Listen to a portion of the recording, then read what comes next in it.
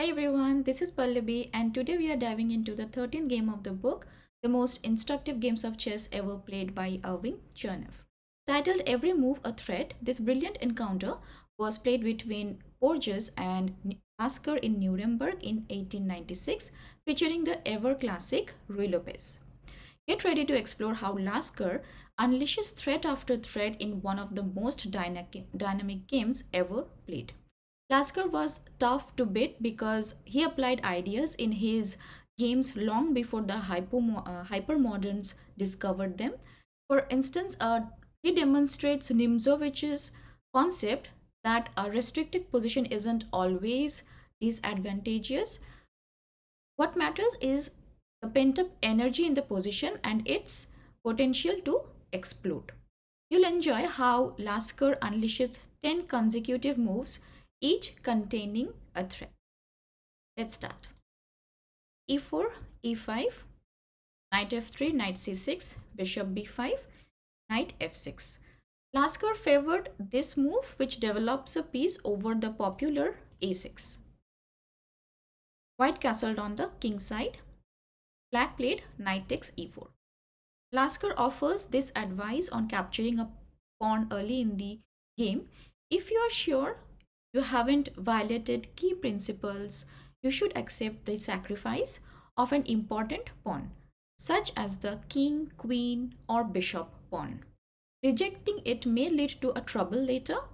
However, don't accept the sacrifice just to maintain a material advantage at the cost of development. This never works in the long run. The better approach is to give up the pawn after your opponent has made efforts to gain it. So after knight takes e4, white played d4, black played bishop e7, and then queen to e2. This is stronger than d takes e5, which lets black free his game by d5, e takes d6, knight takes d6. So after queen e2, black played knight d6, white captured bishop takes c6, then b takes c6, d takes e5, knight b7. The knight retreats, but after reaching e6 via c5, it will exert strong influence on the center. Now, white played b3. The fianchetted bishop is poorly placed, offering no pressure on black. The stronger moves are knight c3 or knight d4 to prevent d5. So after knight b7, white played b3, black castled on the king side, white played bishop b2, then d5. Once black gets d5, he can equalize in most king pawn openings. E takes d6. This removes black's center pawn but allows him to dissolve his doubled pawn.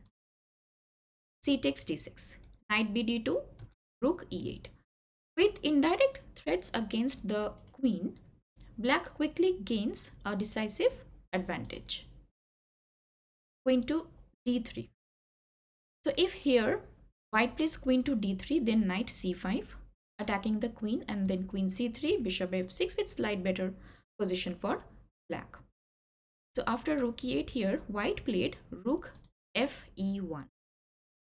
Then black played bishop d7, protects the rook, a necessary step as we shall see while developing a piece. Knight e4. An aggressive attempt, but a waste of time. The modest queen f1 was safer despite seeming like an admission of helplessness. Black played d5. Once again, black establishes a central pawn with a gain of time. Knight e d2. The knight must return to its original square. If knight g3, then bishop to b4 wins the exchange for black, while knight c3 loses a piece after bishop a3, queen a6, bishop takes b2. So after knight e d2, now black played bishop a3, then white played bishop e5. Only move, because if white had played queen a6, then bishop takes b2, rook a b1, knight c5, again black wins a piece. After bishop e5, black played f6, queen a6. This was forced, but it's white. White escaping trouble? The queen now attacks two pieces. Let's see. Black played f takes e5, queen takes a3. Now this is better than queen takes b7 because of e4 attacking f3, queen a6, then bishop b2 attacking the rook, rook a b1, bishop f6, as white's knight with no flight square is lost. So here, after e4, if white with instead of playing queen a6 goes to knight d4, in that case bishop b2, again winning the exchange. So after f takes e5, white played queen takes a3, e4, knight d4, queen f6. Black has achieved his objective. All his pieces are well placed for a kingside attack, while white's pieces are disorganized and ineffective. c3 supporting the d4 knight, rook f8 attacking f2. White played f3. Instead of f3, if white goes rook f1, then queen g5 attacking the knight, and then queen c1, bishop h3. White must give up the exchange with g3 to prevent the checkmate. So after f3, now black played queen g5, one attacking move after another. Queen c1. The threatened knight cannot move due to c5 followed by e takes f3 winning, or here if rook a d1, then c5, knight e2, e takes f3, and white is overwhelmed by threats including queen takes g2 checkmate, f2 check, or f takes e. So white played queen c1, knight c5. The knight enters decisively with the first threat being knight d3 winning the exchange. Now knight f1 attacking the queen. Queen g6, rook e3, knight d3, queen d1, knight f4. Threatens mate in one move, queen takes g2 checkmate, and the queen in two moves, knight h3 check, king h1, and knight f2 check. Now white played knight g3.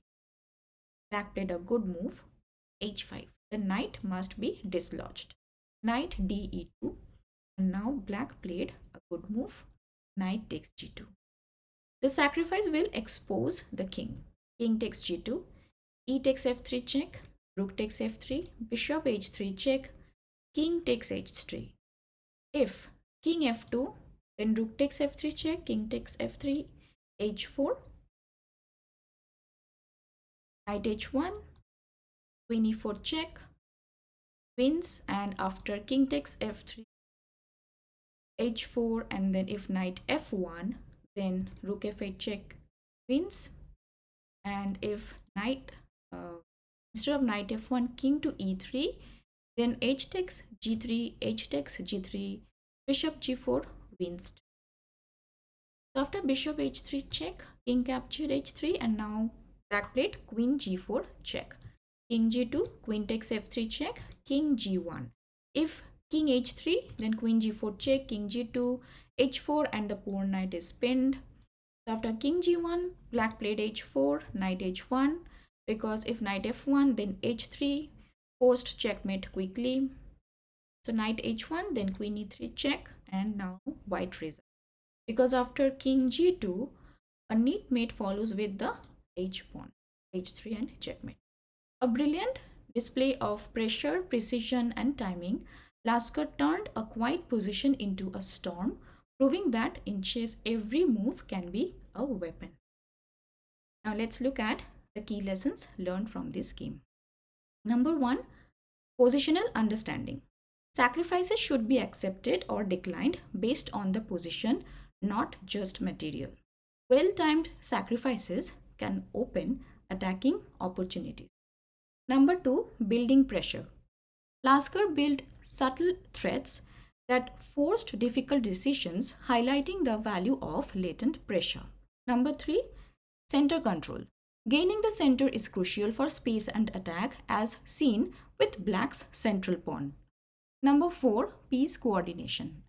Effective piece placement and coordination are more valuable than material advantage. Number 5, attacking and threats. Creating multiple threats at once can overwhelm an opponent, as Lasker demonstrated. Number 6, timing of sacrifices. Sacrifices should be timed to expose the opponent's weaknesses or create decisive attacks. Thank you for watching. I hope you picked up something new from this game as well. If you enjoyed the video, please be sure to like, comment, share and subscribe to my channel. It really helps support the channel actually. So see you in the next video. Thank you. Bye-bye.